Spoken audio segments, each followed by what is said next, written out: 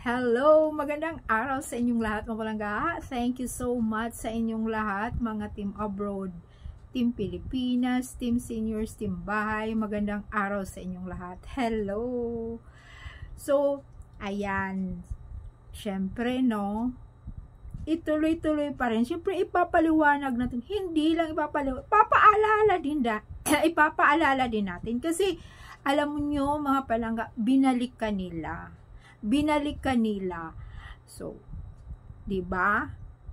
Ginugulo nila, tapos may mga pasingit-singit. Talaga naman katotohanan, ginugulo nila. Bakit nga kasi naman binalikan, 'di ba? Ang mga fans ang dami ng umiiyak, tapos naiinis, galit na galit. Tapos, lalo na yung mga team abroad, diba? Kasi, number one talaga mga team abroad, nasasaktan sa daming team abroad na in love sa kanilang dalawa, nabighani sa aldab natin. Talagang terrible. Mga team abroad, kahit anniversary, sobra ang daming cakes, pinapadala ng mga aldab nation galing sa abroad. Sobra ang pagmamahal, diba? Kasi siyempre pag sa abroad ka, sobra ang kalungkutan, sila ang kasiyahan. Ganon katindi ang impact nila sa abroad. Katotohanan yan. So ito mga palangga, ang tanong na naman, bakit dinideny yung anak? Diba daw masama mag-deny ng anak? Sa totoong buhay, may anak naman daw talaga. O hindi natin lagyan ng daw, may anak talaga. Ito na nga, naibalik na naman yung mga post nila.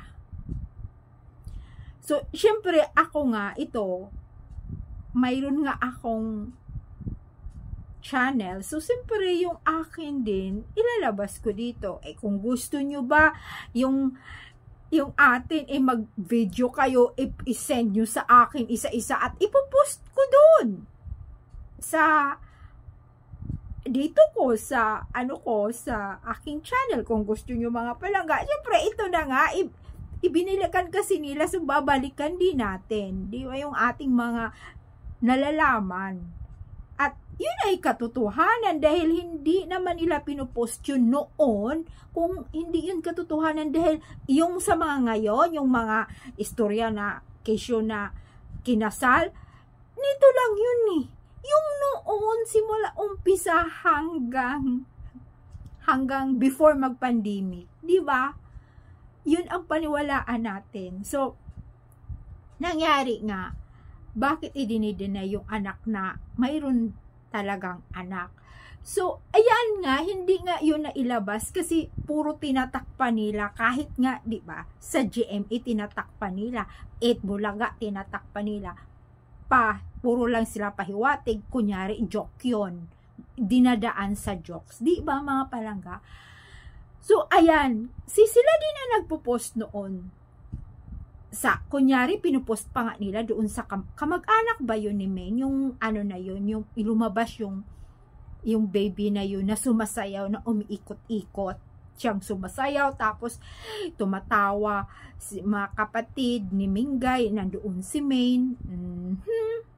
Tumatawa, tapos bakit yung bata, yung damit niya ay katerno din sa damit ni Alden? Anong istorya doon? Sasabihin lang, coincidence na nagkaroon lang ng pareho yung damit nung bata at damit ni Alden?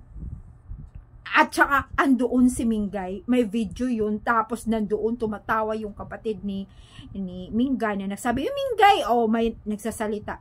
Diba si Main yun? Hindi lang doon pinupost sa kanilang account, sa ibang account. Ba mga palangga, ang daming mga pangyayari na gano'n, na mga katotohanan.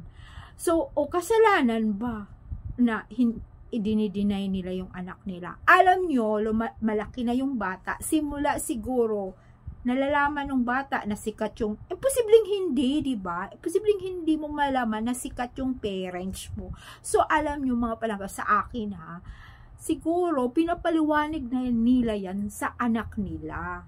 So, syempre, alam nyo, hindi rin yan malaman kung magbinata na yung bata, kung i-interviewin siya, posibleng hindi nila, wala namang maitago yun, na magiging forever na maitago nila, no,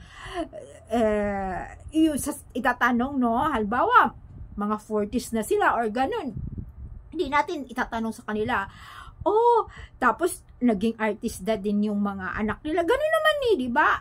Kung ang parents, mostly talaga parents mo, artista, magiging artista ka din, or influencer, ang dami, di ba? Maging sikat ka sa social media, maitanong talaga yun. So, anong naramdaman mo na idinideny ka ng parents mo?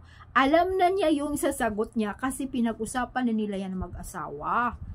Di ba? So, syempre, masasaktan siya kasi itinago siya, pero nandoon pa rin yung alam niya ang pangyayari kung bakit dinideny siya. O masama nga, na idinideny mo talaga. Kahit siguro sa akin kung dinideny ako, masama sa una. Pero siguro maanuhan lang ng pag-ibig doon, di ba? Matakpan mo lang na, maintindihan mo, ganito pala yun. Di ba mga palangga? So, ayan, mailalabas din yan. At alam ko, naintindihan na yung sitwasyon na yun ng kanilang anak, mga palangga. At saka, alam nyo, mga palangga, sumunod lang naman din sila sa mga management nila na ganito ang sundin nyo, ganito. Siyempre, binabayaran din sila, susundin nga rin naman nila. Diba, mga palangga? So, tayo naman, iba-iba talaga ang ating mga sagot at mga point of view kasi hindi naman tayo, alam mo, accepted ko talaga yung iba-iba at talagang na-appreciate ko yung mga iba-ibang mga sitwasyon kasi karamihan talaga mga nanay na at syempre nasasaktan lalo yung mga seniors kasi ang daming humahanga sa kanila seniors.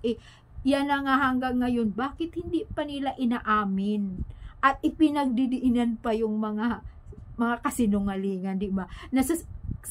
Sinungaling na nga yung nilabas nila, ay talagang pinupush nila, yun ang katotohanan, yun ang katotohanan.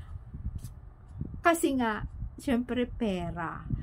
Lahat naman siguro sasabihin na lahat ng tao ngayon, puro pera na lang ang pinag-iisip sa mahal ng ating mga bilihin. Maisingit lang. Hindi nga, alam nyo mga palangga, sinusunod lang nila yung kanilang yung utos ng kanilang mga bossing.